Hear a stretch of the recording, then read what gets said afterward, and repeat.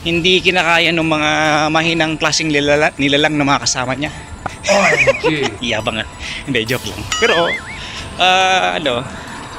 deep inside, totoo.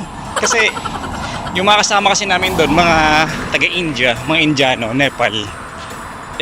Alam nyo naman pag sa mga dating taga Middle East, alam nyo naman kung paano magtrabaho yung mga yan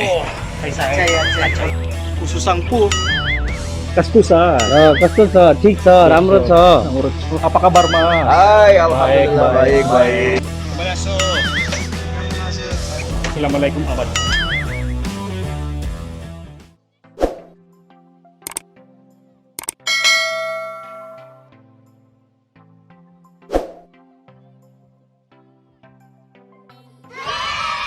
Aywa, panalo mga kamanoy. Lalakad ako sa hating gabi, alas 11 ng gabi dito sa Kuwait City. Yan. Halos the same location sa laging dinadaanan ko. Kaso gabi lang ngayon eh. Unfortunately, nakakalungkot kasi binalik ako sa busy na store at sa burger. Kasi nung nakaraan na vlog ko na nalipat ako sa Petex na tindahan. Putik yan. Binalik ako sa busy store. Ano ba yun? Ramadan kasi ngayon tapos mag-i-Eid na. Yung Eid kasi yun yung tama ba yung last week na celebration nila ng Ramadan. Yun yung pinaka-busy na pinaka-busy na araw. Few days ng mga tindahan kasi parang rush hour yun sa kanila.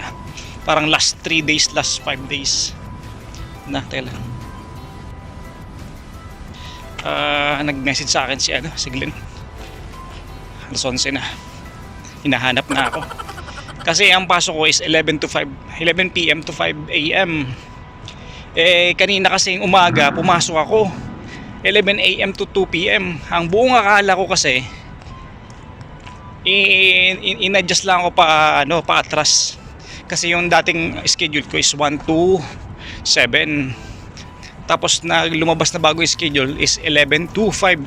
Ang buong akala ko umatras ng 11. Ayun, AM.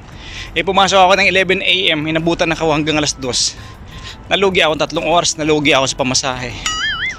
Binalik ako binalik ako nung ni Glenn, yung kasama kong Pilipino, kasi hindi kinakaya ng mga mahinang klaseng nilalang na mga kasama niya. Iyabang nga. Hindi, joke lang. Pero, deep inside, totoo. Kasi, yung mga kasama kasi namin doon, mga taga-India, mga Indiano, Nepal.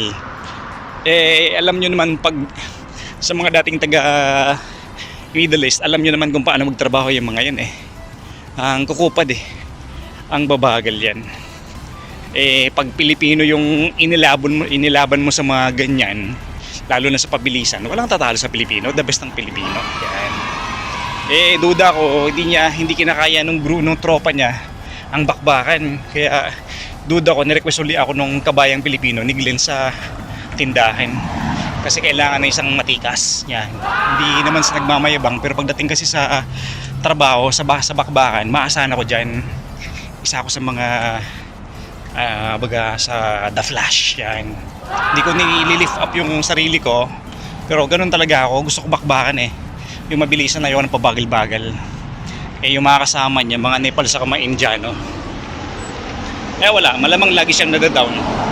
Ayun, nakakalungkot lang na ayun, balik uli ako sa burger.